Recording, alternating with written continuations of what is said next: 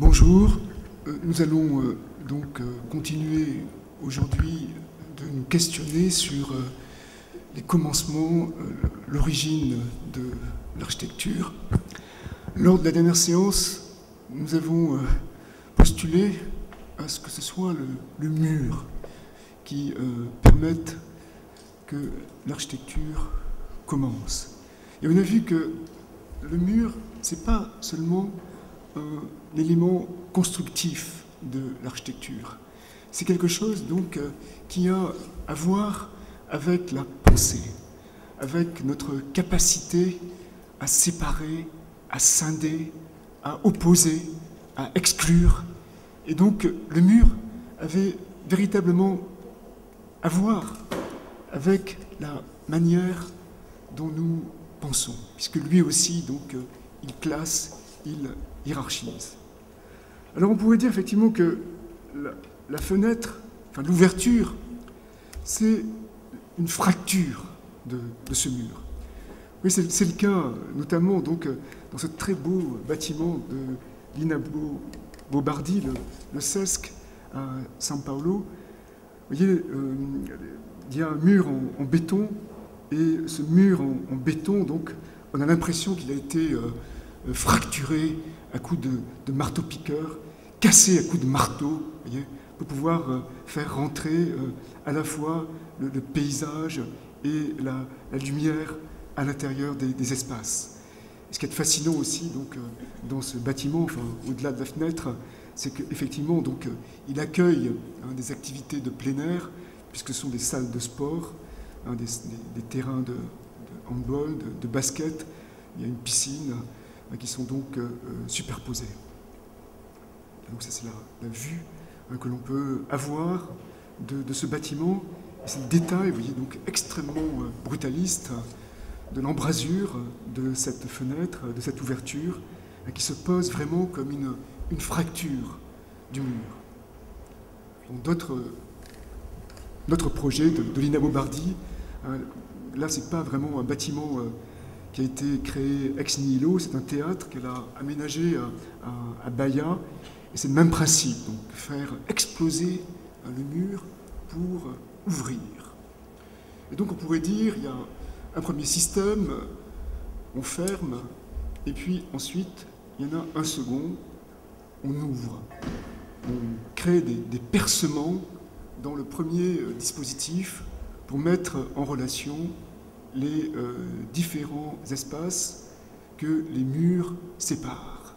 On pourrait dire ça, et je pense que non, c'est pas la bonne voie. En fait, je pense que l'ouverture, c'est un système en soi.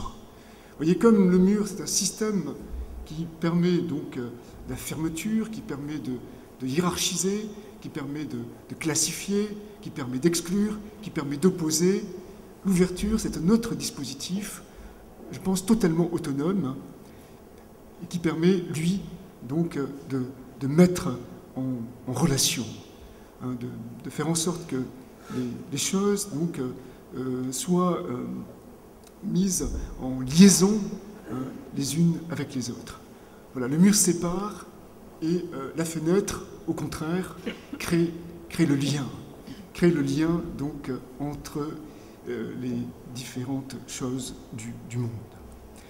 Donc je vais recommencer, et en recommençant, je vais parler de la villa de Malaparte à Capri, qui a été construite par Adalberto Libera en 1937 pour Malaparte, mais en fait, sans doute, le véritable architecte de cette maison, plus que Malaparte, plus que Libera, c'est sûrement donc Malaparte lui-même. Et quand les visiteurs, vous voyez, rentraient dans cette maison et venaient le féliciter pour la qualité des espaces, l'insertion du bâtiment dans le site, vous voyez, c'est une sorte de plateau qui permet de voir parfaitement la ville, il leur répondait « Non, ne me félicitez pas pour ma maison, félicitez-moi pour le paysage. C'est le paysage que j'ai inventé, que j'ai créé. » Et donc, avec un geste du bras, il faisait voir autour la crique et ces rochers déchiquetés qui composent le paysage de Capri. C'est une folie de dire ça, c'est vrai, puisqu'en fait, Capri n'a pas attendu Malaparte pour exister. C'était la ville donc d'Auguste. Enfin, c'était l'île où Auguste a construit sa maison, et avant ou après lui, excusez-moi, Tibère. Et avant eux, il y avait donc toute une activité proto-historique dans cette île. Donc elle a une histoire extrêmement conséquente. Et pourtant, donc, Malaparte affirme « Non, je n'ai pas fait la maison, moi, j'ai fait le paysage. » Et effectivement, il y a une vérité essentielle dans ce discours, c'est que c'est l'architecture qui permet, quelque part, de faire advenir le paysage, ou en tout cas qui transforme un territoire d'arbres, de rochers, d'eau, en paysage. Un horizon bleu, cadré par des rochers déchiquetés, où planent des taches vertes, les pins parasols. Vous voyez, une des fonctions donc, essentielles de l'ouverture, c'est donc de faire advenir, voyez, de cadrer, de permettre aux choses d'advenir à la présence. Donc bien sûr, il n'y a pas que l'architecture qui cadre, et éminemment, il y a des relations, voyez, donc, entre la peinture et l'architecture. Vous voyez, on sait, bon, les historiens de l'art le disent, enfin, les critiques d'art le disent, et quand on interroge donc une toile, que le cadre, c'est quelque chose d'extrêmement important, parce que, effectivement, donc, on va choisir un cadre plutôt allongé pour faire voir une scène qui se dilate dans l'espace. Au contraire, on va choisir un format plus carré, voire vertical, pour centrer la composition autour d'une action, ou encore, vous voyez, ou encore, on va le voir tout à l'heure, on va parfois trouver des cadres, disons, inaccoutumés, qui vont permettre quelque part de révolutionner le regard que l'on peut avoir sur les choses. Voilà, là un Christ sur les monts, le mont des Oliviers de Giovanni Bellini, et on voit très bien, vous voyez, que, enfin, on commence à voir ce qu'on va développer tout à l'heure, c'est qu'il y a bien sûr un cadre, mais on voit très bien qu'il y a d'autres cadres qui se dessinent, vous voyez. Dans le rectangle va venir s'inscrire un carré, vous voyez, et on commence à pressentir justement que cette idée d'ouverture, c'est pas simplement, vous voyez, une question de percement. Non, c'est pas ça.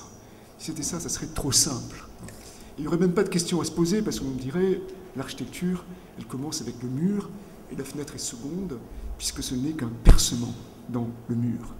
Or, non.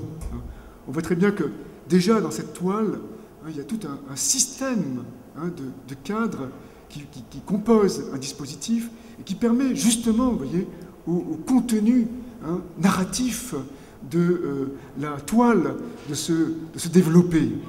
Effectivement, il y a un premier cadre avec le personnage central.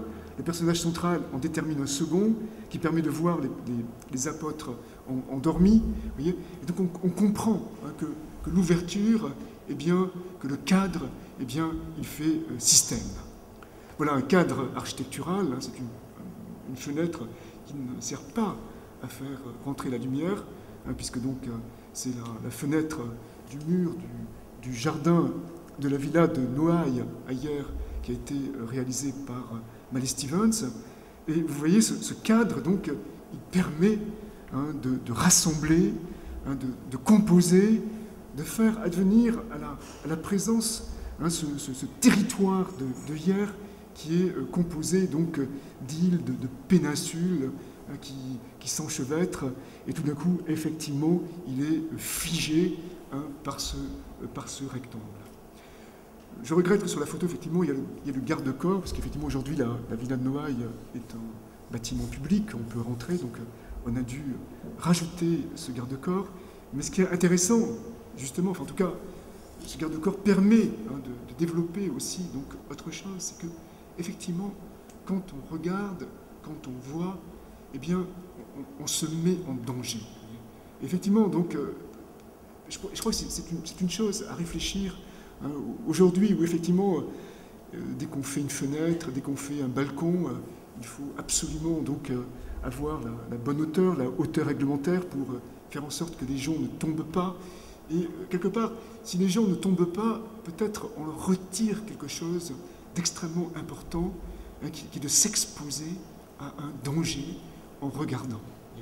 Bon, on sait qu'on peut s'exposer à un danger en regardant. Je vous conseille donc de lire le livre de Italo Calvino, Monsieur Palomar.